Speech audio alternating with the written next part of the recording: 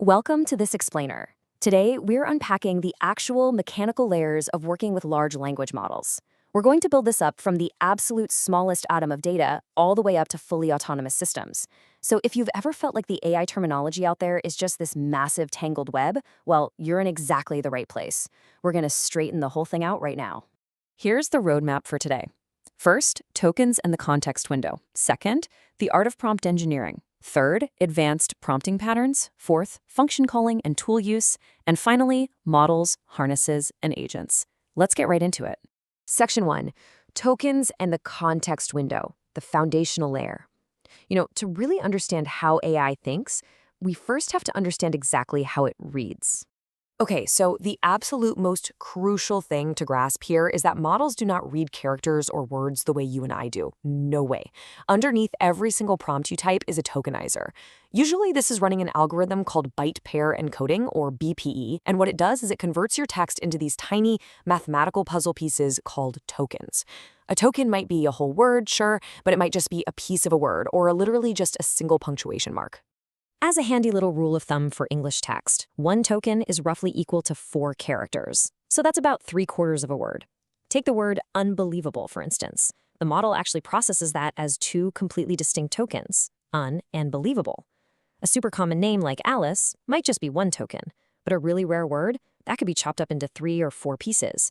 And look, this distinction really matters when we talk about the context window.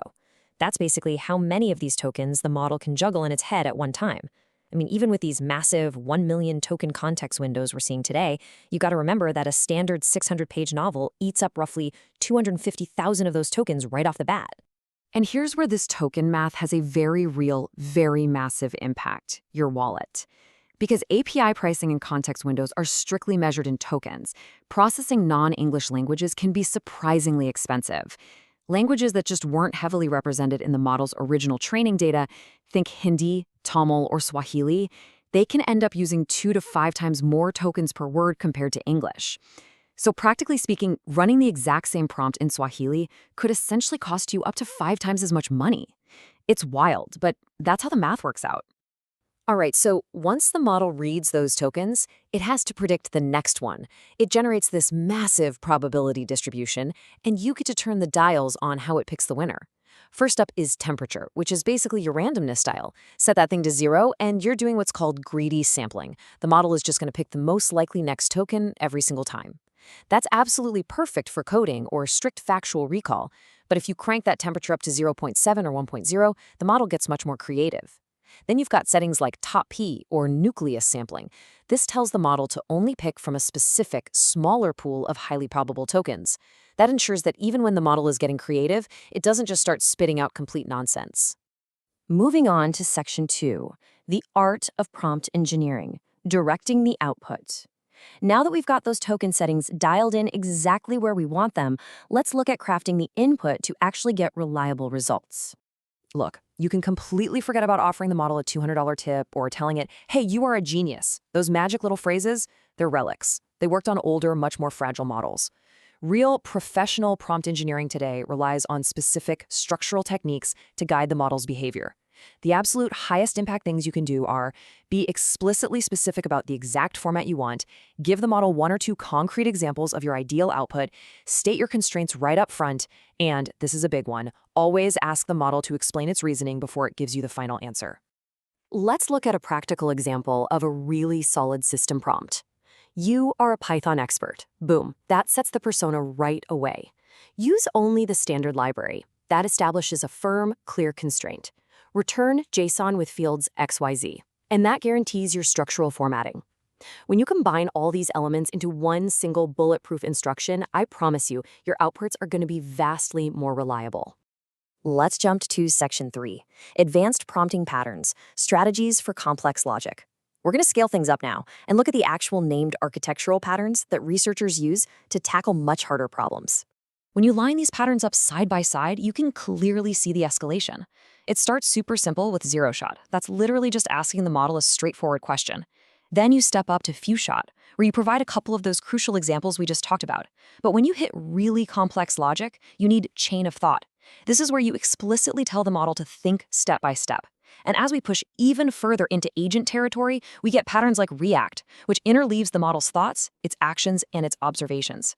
Finally, you have things like tree of thoughts, allowing the model to explore multiple different reasoning branches before it ever commits to an answer. Essentially, these advanced patterns are giving the model the time and space to actually compute its logic before it speaks. Which brings us to Section 4, function calling and tool use, connecting to the outside world. Okay, so here's the catch with plain language models. They are fundamentally trapped in a box. They literally only output text. So how on earth do they actually do anything in the real world? The answer is function calling. And it's basically just a polite protocol for the model to ask your code for help. It's a literal 4-step loop. Step 1, you give the model a list and description of external tools it's allowed to use. Step 2, when the model realizes it needs something, say the current weather, or maybe a database lookup, instead of outputting normal text, it outputs a structured tool call. Step 3, your application code intercepts that call and actually runs the external tool. And finally, Step 4, your code feeds that result right back into the model so it can formulate its final response. So just to be clear, the model itself doesn't actually search the web. It just nicely asks your code to do it. And that leads perfectly into Section 5, models, harnesses, and agents, the ecosystem hierarchy. That tool use loop we just looked at is the ultimate bridge to this final building block. And honestly, this is where people get the vocabulary tangled up the absolute most. It is absolutely vital that we stop mixing these terms up. A model is just a trained neural network. That's it. It just predicts the next token. If the model is the raw engine, then the harness is the rest of the car. ChatGPT, for example, not a model. It is a harness built around models, like GPT-4. The harness is what gives you the chat interface, the memory, the code execution sandboxes. Cursor, the coding IDE everyone loves right now, completely different harness, but wrapped around those exact same underlying models. You can really see how this whole ecosystem nests together here. Down at the core, we have deep learning. Inside that, foundation models, which in turn contain our large language models. But look over on the right side. Built on top of that AI engine, we have the harness, the agent, and the workflow. Modern AI isn't just this one massive monolithic brain.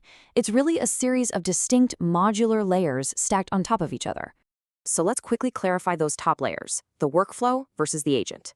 A workflow is a predefined sequence. Sure, it might use an LLM for a step or two, but fundamentally it's like a bus route. It follows a very fixed track.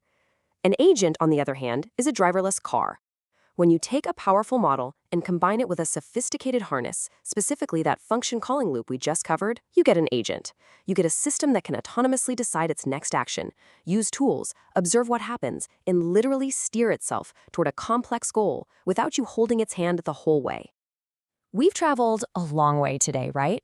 From the microscopic mathematical puzzle pieces of BPE tokens, through the strict controls of prompt engineering, and finally out into the macroscopic world of multi-agent systems. Now that we've popped the hood, unlocked the black box, and separated the AI engines from their chassis, the real question is, what incredible system are you going to engineer next? I really hope this explainer gave you a crystal clear mental model of the AI landscape today. Thanks for hanging out, keep building, and stay curious.